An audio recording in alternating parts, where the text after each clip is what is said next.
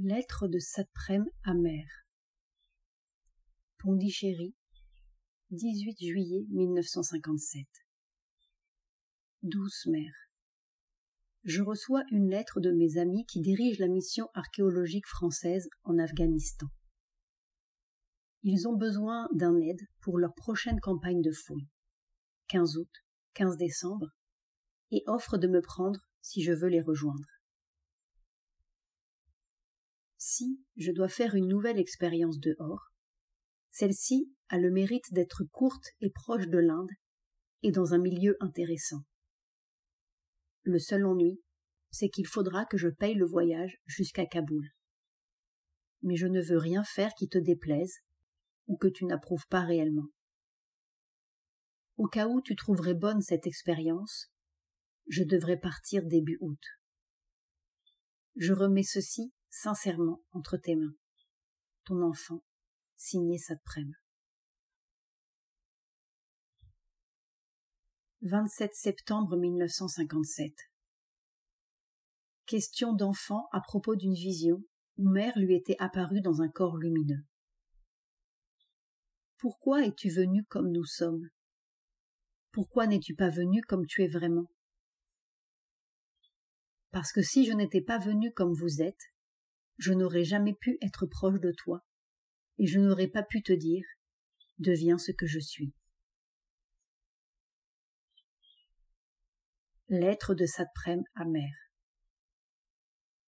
Pondichéry, 8 octobre 1957. Mère, je viens te demander la permission de quitter l'Inde. Depuis plus d'1 an, je me bats pour ne pas partir, mais il me semble que c'est une mauvaise tactique. Il n'est pas question pour moi d'abandonner le chemin, et je reste persuadée que le seul but de la vie est spirituel. Mais j'ai besoin de choses qui m'aident sur la voie. Je ne suis pas encore assez mûre pour ne dépendre que des forces intérieures. Et quand je parle de forêt ou de bateau, ce n'est pas seulement pour l'aventure ou l'espace, mais parce qu'ils sont aussi une discipline. Les contraintes et les difficultés extérieures m'aident. Elles m'obligent à rester serrée autour de ce qui est le meilleur en moi. Ici, en un sens, la vie est trop facile. Et elle est trop difficile parce qu'il faut se soumettre à sa propre discipline. Je n'ai pas encore cette force. Il faut que je sois aidée par les circonstances extérieures. La difficulté même de la vie dans le monde extérieur m'aide à me discipliner, parce qu'elle exige que toutes mes forces vitales soient concentrées dans l'effort. Cette partie vitale, ici, est sans emploi, et elle fait des bêtises. Elle rue dans les brancards. Je ne pense pas qu'une nouvelle expérience extérieure résolve vraiment les choses, mais je crois qu'elle m'aidera à franchir un cap et à consolider ma vie intérieure. Et si tu le veux, je reviendrai, après 1 an ou 2. J'aurai bientôt achevé la révision de la vie divine et celle du cycle humain. Alors je crois que j'aurai fait du mieux que je pouvais pour te servir actuellement. Le 30 octobre est mon anniversaire. Pourrais-je partir aussitôt après? Ce n'est pas parce que je suis mécontent de l'ashram que je veux partir, mais parce que je suis mécontent de moi-même et que je veux me dompter par d'autres moyens. Je te donne bien peu d'amour, mais j'ai essayé du mieux que je pouvais, et je ne pars pas pour te trahir. Ton enfant. Signé Satprem. Réponse de mère. Mercredi 8 octobre 1957. Mon cher enfant, ceci n'est pas une réponse, mais un commentaire. Il y a une joie à laquelle tu sembles encore complètement fermé. C'est la joie de servir. À dire vrai, la seule chose au monde à laquelle tu t'intéresses, directement ou indirectement, c'est toi-même. Voilà pourquoi tu te sens emprisonné dans des limites si étroites, si suffocantes. Signé mère. 17 octobre 1957. à propos de liberté. Il y a toutes sortes de libertés. Une liberté mentale, une liberté vitale, une liberté spirituelle, qui sont le fruit de maîtrises successives. Mais il y a une liberté toute nouvelle qui est devenue possible avec la manifestation supramentale. C'est la liberté du corps. L'un des tout premiers résultats de la manifestation supramentale a été de donner au corps une liberté et une autonomie qu'il n'avait jamais connue. Et quand je parle de liberté, il ne s'agit pas d'une perception psychologique ni d'un état de conscience intérieure. C'est autre chose, et c'est beaucoup mieux. C'est un phénomène nouveau dans le corps, dans les cellules du corps. Les cellules elles-mêmes ont senti pour la première fois qu'elles étaient libres, qu'elles avaient un pouvoir de décision. Quand les vibrations nouvelles sont venues se mélanger aux anciennes, c'est cela que j'ai senti tout de suite et qui m'a montré vraiment qu'un monde nouveau naissait. Tel qu'il est normalement, le corps vit toujours avec cette impression qu'il n'est pas le maître chez lui. Les maladies entrent en lui sans qu'il puisse vraiment s'y opposer. Et 1000 facteurs sont là qui s'imposent à lui, font pression sur lui. Le seul pouvoir qu'il ait, c'est le pouvoir de se défendre et de réagir. Quand la maladie est entrée, il peut lutter et vaincre la maladie. La médecine moderne a du reste reconnu que le corps guérissait quand il avait décidé de guérir. Ce ne sont pas les médicaments qui guérissent, car si le mal est momentanément vaincu par un remède sans la volonté du corps, il repousse ailleurs sous une autre forme, jusqu'à ce que le corps lui-même ait pris la décision de guérir. Mais c'est là un pouvoir de défense, un pouvoir de réaction contre un ennemi qui est déjà entré. Ce n'est pas une vraie liberté. Eh bien, avec la manifestation supramentale, quelque chose de nouveau s'est produit dans le corps. Il a senti qu'il était maître chez lui, autonome, les 2 pieds vraiment sur la terre, si je puis dire. L'impression que cela donne, physiquement, c'est l'impression que tout l'être se redresse, qu'il lève la tête. On est le maître. Depuis toujours, nous vivons comme avec un fardeau sur les épaules, quelque chose qui nous courbe la tête, et on se sent tiré, conduit par toutes sortes de forces extérieures, par on ne sait qui ou quoi, vers on ne sait où. Et c'est ce que les hommes appellent la fatalité, la destinée. Quand on fait le yoga, l'une des premières expériences, l'expérience de la Kundalini, comme on l'appelle ici en Inde, c'est justement que la conscience s'élève, qu'elle brise cette carapace dure, là, au sommet du crâne, et on émerge enfin dans la lumière. Alors on voit, on sait, on prend une décision et on réalise. Il y a encore des difficultés, mais réellement, on est au-dessus. Eh bien, avec la manifestation supramentale, c'est cette expérience-là qui est venue dans le corps.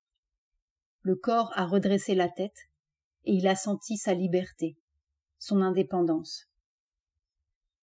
Pendant l'épidémie de grippe, par exemple, j'ai vécu quotidiennement au milieu de gens porteurs de germes.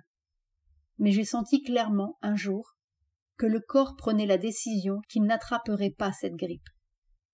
Il affirmait son autonomie. N'est-ce pas, ce n'était pas une question de volonté supérieure qui prenait la décision. Ce n'était pas dans la conscience la plus haute que cela se passait. Non. C'était le corps lui-même qui décidait. Quand on est tout là-haut, dans sa conscience, on voit les choses, on sait. Mais en fait, quand on redescend dans la matière, c'est comme de l'eau qui entre dans le sable. Eh bien, les choses sont changées. C'est le corps directement qui a pouvoir, sans intervention extérieure. Je considère que c'est là un résultat très important, même s'il est peu voyant. Et cette vibration nouvelle dans le corps m'a permis de comprendre le mécanisme de la transformation. Ce n'est pas quelque chose qui vient avec une volonté supérieure, pas une conscience supérieure qui s'impose au corps. C'est le corps lui-même qui s'éveille dans ses cellules, C'est une liberté des cellules elles-mêmes, une vibration toute nouvelle, et les désordres se réparent, des désordres même antérieurs à la manifestation supramentale. Naturellement, tout cela est progressif, mais j'ai bon espoir que, peu à peu, cette conscience nouvelle va grandir, gagner du terrain et s'opposer victorieusement aux vieilles forces de destruction et d'anéantissement, à cette fatalité que l'on croyait inexorable. Lettre de Satprem à Mère. Pondichéry, 18 octobre 1957. Douce mère, ce soir tu as parlé de la possibilité de raccourcir en quelques mois, jours ou heures, le chemin de la réalisation. Et hier, dans ton entretien avec moi sur la liberté du corps, tu as parlé de l'expérience de la Kundalini, de ce breaking of the lid, percé de la carapace, qui vous faisait émerger une fois pour toutes au-dessus des difficultés, dans la lumière. J'ai besoin d'une méthode pratique qui corresponde à mes possibilités actuelles et aux résultats dont je suis capable actuellement.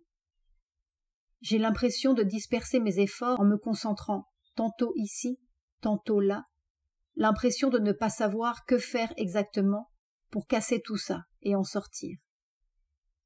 Peux-tu m'indiquer une concentration particulière à laquelle je me tiendrai?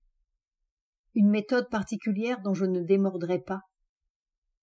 Je sais bien qu'on recommande la souplesse de l'attitude dans le yoga, mais il me semble que pour le moment, une méthode bien déterminée m'aiderait à me cramponner.